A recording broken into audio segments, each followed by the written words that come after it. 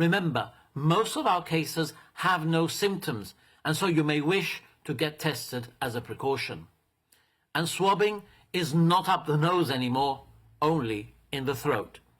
The results will be available within 24 hours, and everyone who gives a phone number will be phoned with the result, whether it's positive or negative. Each person, once swabbed, will be offered the opportunity to enter into a 1 in 8 week testing cycle.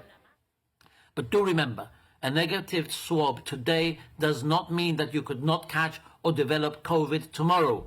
So it's no passport to ignoring the guidelines. What has the take-up been on the volunteer testing so far?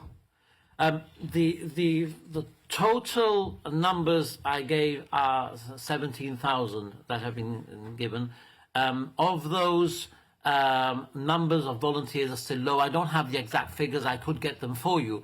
But we're hoping that by making it more accessible, being out in the street and not having to go, for example, to a particular location on Rook, which you'd have to drive through or might be a little bit out of the way, that would be taken up much more. So hopefully this will have a positive response and people will volunteer to be tested. Can you tell us anything about the progress of the antibody testing and the reliability of that?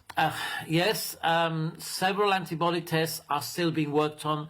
They still are not conclusive.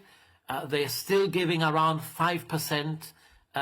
So the reliability could be still a little bit low, but they are developing all the time.